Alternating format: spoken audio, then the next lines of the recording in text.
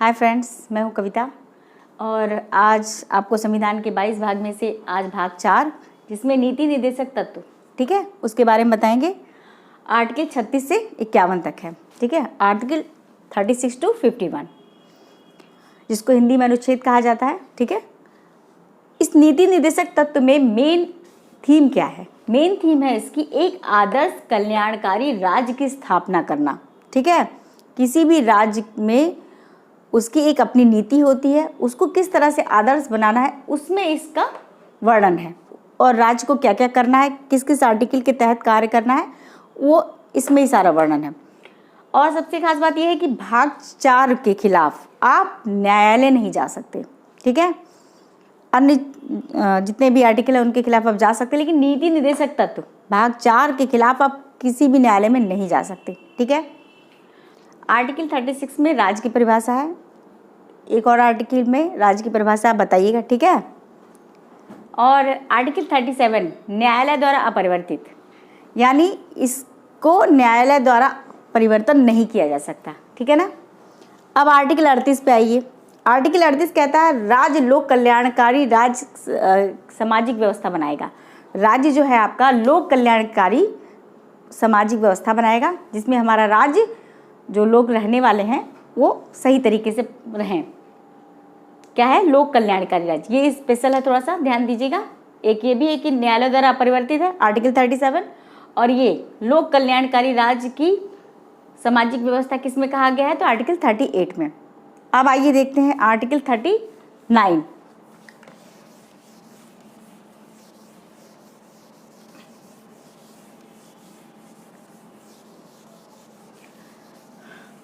थोड़ा सा लॉन्ग रहेगा लेकिन सहयोग दीजिए। आर्टिकल 39।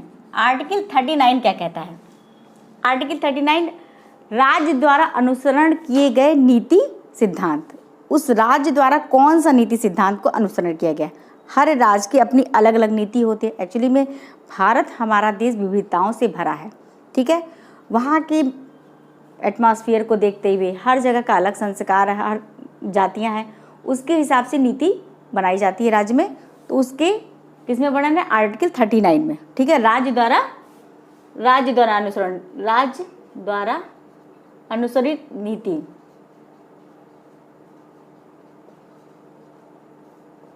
ठीक है। अब आइए आर्टिकल 39A। ये क्या है? ये तो मुझे लगता है कि हर तैयारी करने वाला इस चीज़ को जानता होगा। आर्टिकल 39A क्या है? फेमस आर्टिकल, हर जगह लड़ाई होती है इसके लिए। समान कार्य समान वेतन, ठीक है। समान कार्य समान वेतन, ये क्या है? Article 39A। अब आर्टिकल 40 क्या है? आर्टिकल 40 तो अभी तक आपने क्या बताया? 39 में क्या है? राज्य द्वारा अनुसरित नीति, हर राज्य की अपनी एक नीति अलग होती है। आर्टिकल 39A समान कार्य का समान वेतन, हर व्यक्ति को समान जो भी कार्य है, चाहे वो किसी भी जाति धर्म लिंग का हो, समान कार्य के लिए आपको समान वेतन ही मिलेगा, ठीक है। और आपको आर्टिकल 40 क्या है? ग्राम पंचायत के गठन के बारे में कहा गया है। किसके? ग्राम पंचायत। आर्टिकल 40 में ग्राम पंचायतों के बारे में बताया गया है कि उसके गठन के लिए कैसे कदम उठाए जाएंगे। हर राज्य में ग्राम होता है। हर राज्य में क्या, कहीं भी किसी भी देश की नींव ग्राम से ही रखी जाती है। तो आर्टिकल 40 में ग्राम पंचायत के बारे में बताया गया है। आर्टिकल 41 क्या है? आर्टिकल 41 में कहा गया है राज्य अपनी आर्थिक विकास की सीमाओं के अंतर्गत रहते हुए शिक्षा, अस्पताल, इलाज, ये सब आदि उसको मुहैया कराना है राज्य को, ठीक है। ये राज्य का काम है। अपनी आर्थिक सीमाओं में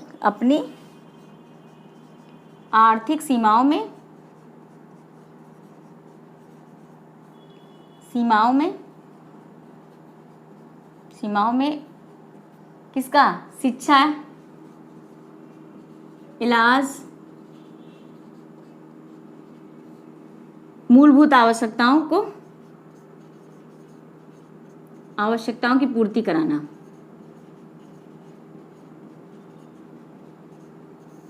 की पूर्ति। ठीक है, अभी तक सबसे ज़्यादा पूछे जाने वाला क्वेश्चन ज़्यादातर ये ग्राम पंचायत वाला है और ये वाला है। ठीक है, लेकिन ये भी आर्थिक सीमाओं में अपने राज्य को शिक्षा, इलाज और भी जो आवश्यकता है, पानी, सबकी पूर्ति कराना एक राज्य का कर्तव्य होगा। ठीक है, अब आर्टिकल 42 क्या कहता है? आर्टिकल 42 में कहा गया है राज्य की जिसमें लोग अनुकूल हों, जिसमें भी वहाँ की जो जनता है जो अनुकूल महसूस करे, वो सारी सुविधाएं मुहैया कराना। ठीक है, जिस तरह की जनता वहाँ पे एक अनुकूल अपने को बनाए रखे, वो सारी सुविधाएं। हाय फ्रेंड्स, तो थोड़ा सा वीडियो में प्रॉब्लम आई थी, तो फिर अच्छा आर्टिकल 43 शुरू कर रहे हैं हम। आर्टिकल 43 में क्या कहा गया है?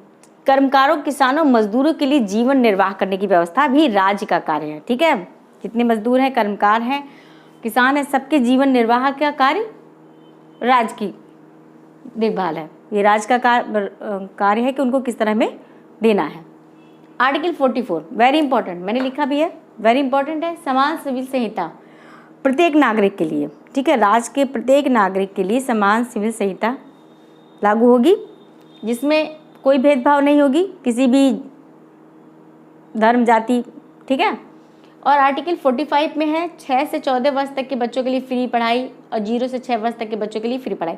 अब मुझे ये बताइए, 6 से 14 वर्ष तक के बच्चों के लिए जो फ्री पढ़ाई कही, ये किस और आर्टिकल में है? ये भी कमेंट में मेंशन करिएगा। ठीक है, 6 से 14 वर्ष तक के बच्चों के लिए फ्री पढ़ाई, ठीक है, किस आर्टिकल में कहा गया है? या 6 से 14 वर्ष तक के लिए कोई काम नहीं कराना है, उनका अधिकार है पढ़ाई, किस आर्टिकल में है? बहुत इंपॉर्टेंट है, प्लीज़ बताइएगा।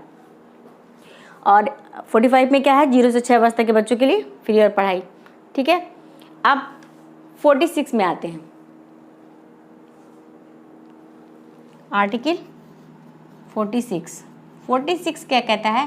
राज्य अनुसूचित जाति, सूचित जाति, जनजाति, जाति, उनके लिए क्या करेगा?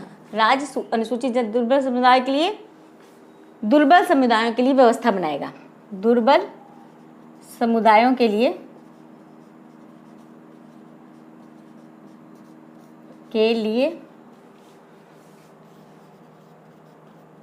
व्यवस्था बनाएगा। ठीक है,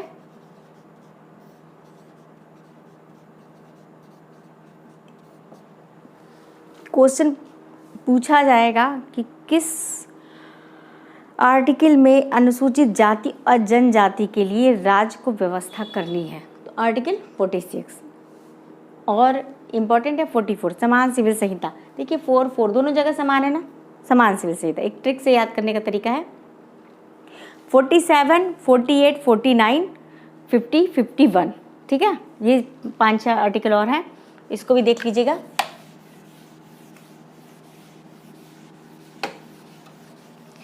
वीडियो पॉज तो नहीं हो रही?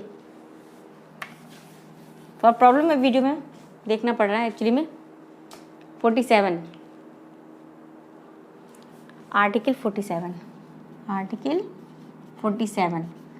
रहन सहन खान पान का स्तर ऊंचा करना। खान पान का स्तर ऊंचा करना किसकी जिम्मेदारी है? राज्य की। करना राज्य की जिम्मेदारी है। किसकी जिम्मेदारी है? राज्य की जिम्मेदारी है। ठीक है, खान पान और रहन सहन का स्तर ऊंचा करना। आर्टिकल 48 क्या कहता है? कृषि पशुपालन के क्षेत्र में कार्य। आर्टिकल 48 कृषि तथा पशुपालन के क्षेत्र में कार्य, यानी कृषि पशुपालन का क्षेत्र कहाँ है? आर्टिकल 48। इंपॉर्टेंट, ये भी इंपॉर्टेंट है। जो इंपॉर्टेंट है वो हम आपको बता दे रहे हैं, क्योंकि ये सब क्वेश्चन में बार बार आते हैं, हमेशा आते हैं, कुछ ना कुछ करके आ ही जाएंगे। अब आर्टिकल 49, आर्टिकल 49 ये क्या कहता है आपसे? सबसे इंपॉर्टेंट, सॉरी 48A भी है, सॉरी 48A अरे अरे चल कहीं नहीं रहा है जी। आर्टिकल 48 में कृषि तथा पशुपालन के क्षेत्र में कार्य। आर्टिकल 48A ये भी इंपॉर्टेंट है, किसके क्षेत्र में कार्य है? पशुओं, पर्यावरण एवं वन्य जीवों। किसके? पर्यावरण एवं वन्य जीव की रक्षा करना, की रक्षा। ठीक है, ये भी उनके नीति निर्देशक तत्व में है। इसका उल्लंघन किसने किया था, किस हीरो ने किया था बताइएगा। अब 49 पे आइए। 49 क्या कहता है? 49 कह रहा है राष्ट्रीय स्मारक इमारत, राष्ट्रीय इमारत स्मारक आदि की रक्षा करना, रक्षा। ठीक है, ये भी राज्य का काम है। कोई भी स्मारक, जैसे बनारस में अशोक स्तंभ है, काशी विश्वनाथ मंदिर है, गंगा घाट है, यूपी में तो बहुत कुछ है। सबकी योगी जी बहुत ध्यान रखते हैं। ठीक है, बीजेपी योगी जी से मतलब है बीजेपी जी, और किसी उसका हम वर्णन नहीं कर रहे हैं। ठीक है, अब आइए आर्टिकल 50। आर्टिकल 50 क्या कहता है? आर्टिकल 50 क्या कह रहा है आपका? कार्यपालिका, कार्यपालिका एवं न्यायपालिका,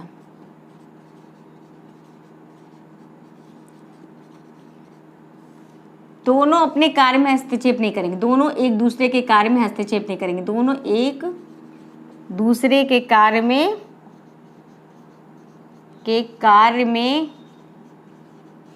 हस्तक्षेप नहीं करेंगे। ठीक है, हस्तक्षेप नहीं करेंगे। सबसे इंपॉर्टेंट क्वेश्चन की न्यायालय हर क्षेत्र में हस्तक्षेप करता है। पूछा जाएगा ऐसा कौन सा आर्टिकल है जिसमें न्यायालय किसी भी कार्यपालिका के कार्य में हस्तक्षेप नहीं करेगा? तो कौन सा? आर्टिकल 50। ठीक है, 50% राज्य का, कोई टेंशन नहीं है। आर्टिकल 51 क्या है? ठीक है, विदेशों से संबंध। आर्टिकल 51 क्या होगा?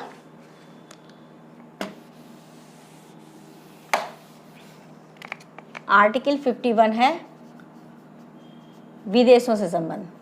ठीक है, विदेशों से संबंध। अब आर्टिकल 51A भी है। ठीक है, जिसको 42वें संविधान संशोधन 1976 में जोड़ा गया था, जो 51A के रूप में आता है। ठीक है, इसके लिए एक अलग से हम वीडियो बनाएंगे क्योंकि वो बहुत इंपॉर्टेंट है। वो क्या है? मूल कर्तव्य है, जिसमें 11 मूल कर्तव्य हैं हमारे। ठीक है, और उसको हम अलग से वीडियो बना देंगे। चलिए, धन्यवाद।